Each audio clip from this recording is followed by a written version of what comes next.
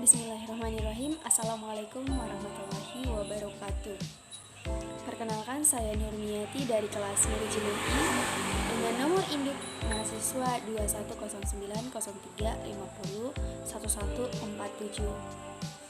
Nah, saya akan menjelaskan topik materi tentang teori-teori dalam pengambilan keputusan. Nah, tapi sebelum itu saya akan menjelaskan sedikit tentang keputusan dan sebagainya. Jadi keputusan itu adalah pilihan-pilihan dari dua alternatif atau lebih. Sebagai contoh, manajer puncak bertugas menentukan tujuan-tujuan organisasi, produk atau jasa yang ditawarkan. Nah, cara terbaik untuk membiayai berbagai operasi itu yaitu menempatkan pabrik manufaktur yang baru. Keputusan biasanya diambil ketika terjadi suatu masalah. Nah, untuk mengatasi masalah yang terjadi dalam suatu organisasi atau dalam perusahaan, diperlukan suatu kebijakan dalam pengambilan keputusan. Nah, dalam pengambilan keputusan yang baik itu, yang pertama menentukan strategi sehingga menimbulkan pemikiran tentang cara-cara baru untuk melanjutkannya. Proses pengambilan keputusan itu adalah bagaimana perilaku dan pola komunikasi manusia sebagai individu dan sebagai anggota kelompok dalam struktur organisasi. Tidak ada pembahasan kontemporer.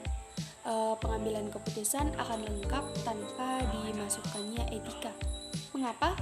Karena pertimbangan etis seharusnya merupakan suatu kriteria yang penting dalam pengambilan keputusan. Nah, langsung saja masuk ke dalam topik pembahasan. Yang pertama itu pengertian pengambilan keputusan. Jadi keputusan itu merupakan suatu pemecahan masalah berbagai suatu hukum, situasi yang dilakukan melalui pemilihan alternatif dari berbagai alternatif. Seperti yang tadi saya katakan, jadi kayak pengambilan keputusan itu adalah pemilihan alternatif dari berbagai alternatif ya. Nah, pengambilan keputusan itu merupakan suatu proses pemilihan alternatif terbuka dari berbagai alternatif secara sistematis untuk ditindaklanjuti sebagai suatu cara pemecahan masalah. Menurut Terry Shamsi 1995, pengambilan keputusan adalah pilihan alternatif atau lebih untuk memecahkan masalah yang dihadapi melalui pilihan alternatif yang memungkinkan. Selanjutnya untuk masuk ke dalam teori pertama, yaitu teori rasional komprehensif. Barangkali teori pengambilan keputusan yang biasa digunakan itu dan diterima oleh banyak kalangan adalah teori rasional komprehensif, yang dimana mempunyai beberapa unsur. Yang pertama, unsur pembuatan keputusan dihadapkan dalam suatu masalah. Yang kedua, tujuan dan sasaran itu harus jelas. Dan yang ketiga, pemungutan keputusan akan memilih alternatif terbaik. Teori rasional komprehensif ini menuntut hal-hal yang rasional dalam diri pengambilan keputusan. Asumsinya adalah seseorang pengambil keputusan itu memiliki cukup informasi untuk mengenai berbagai alternatif yang ada, serta memperhitungkan asas dan biaya manfaatnya dan mempertimbangkan banyak masalah yang saling berkaitan. Pengambilan keputusan ini seringkali mempunyai banyak konflik kepentingan antara nilai yang diyakini oleh masyarakat.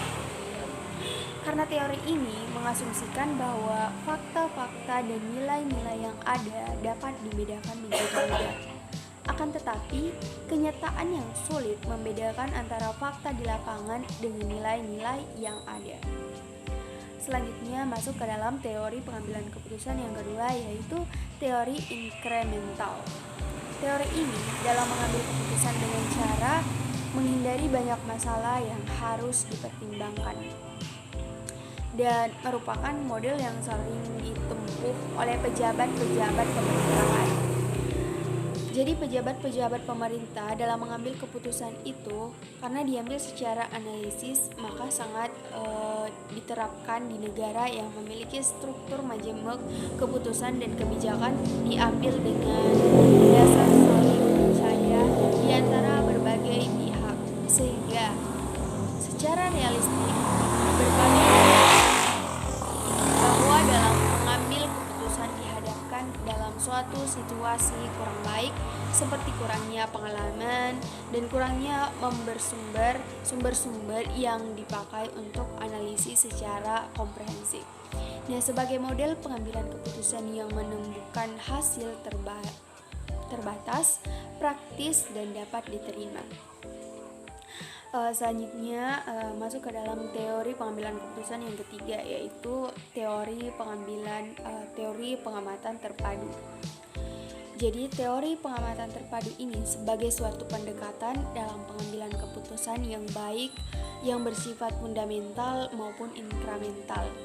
Keputusan-keputusan inkramental memberikan arahan dasar dan melapangkan jalan bagi keputusan-keputusan fundamental sesusah keputusan itu tercapai.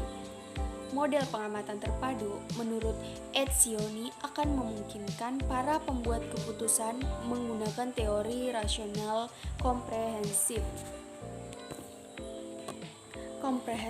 dan inkramental pada situasi yang berbeda. Jadi model pengamatan terpadu ini pada hakikatnya merupakan pendekatan kompromi yang menggabungkan pemanfaatan model rasional ke komprehensif dengan inkramental dalam proses pengambilan keputusan. Selanjutnya ada teori rasional terbatas dan satisficing. Menurut Herbert Simon, bahwa orang-orang itu memiliki keterbatasan dalam pemikiran rasional. Organisasi merupakan suatu yang sangat kompleks dan para manajer memiliki waktu untuk memproses kemampuan kognitif untuk memproses informasi yang tepat. Mengenai keputusan yang kompleks, mereka harus memilih alternatif untuk mengidentifikasi solusi pertama yang akan muncul untuk memecahkan masalah. Meski diperkirakan ada solusi yang lain yang lebih baik, misalnya pembuat keputusan tidak dapat mempertaruhkan waktu dan pengeluaran dalam rangka memperoleh informasi yang akurat atau informasi yang lengkap.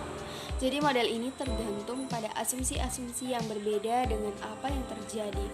Apa yang menjadi asumsi, apa yang menjadi model klasik dan memfokuskan pada faktor-faktor organisasi yang mempengaruhi keputusan individu.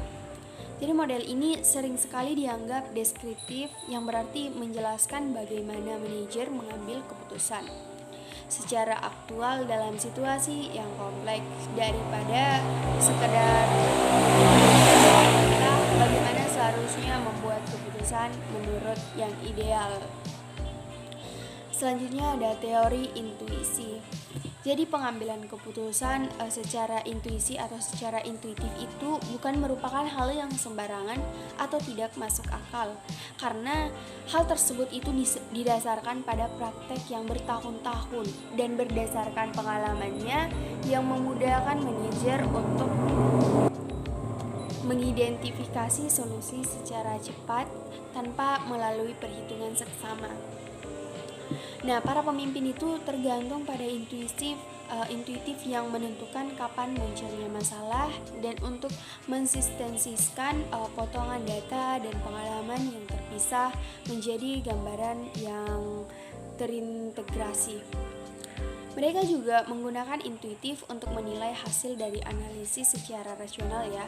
Apabila analisis rasional tidak sesuai dengan intuisinya, para manajer itu akan menggali lebih mendalam sebelum menerima usulan alternatif lain untuk membantu para manajer memahami situasi yang bercirikan ketidaksetiaan dan ambigu yang telah terbukti tidak depan terhadap analisa rasional. Kesimpulannya yaitu Jadi berdasarkan teori-teori dalam pengambilan keputusan yang tadi saya jelaskan, dapat saya simpulkan bahwa peranan pemimpin itu dalam mengambil keputusan atau memberikan keputusan itu belum dapat terlaksana dengan baik. Di sini masih ada lemahnya baik dari segi informasi dan penyampaian suatu berita. Baik buruknya dengan begitu, para pengambil keputusan itu merasa sangat bingung atau tidak konsisten dalam mengambil keputusan, dan juga di sini dalam mengambil keputusan itu kurang rasa percaya diri dalam mengambil suatu keputusan yang tidak diperhitungkan dan ditimbang dengan matang-matang. Jadi itulah tadi penjelasan-penjelasan mengenai teori-teori dalam pengambilan keputusan. Lebih dan kurangnya mohon dimaafkan. Wabillahi taufik wal hidayah. Wassalamualaikum warahmatullahi wabarakatuh.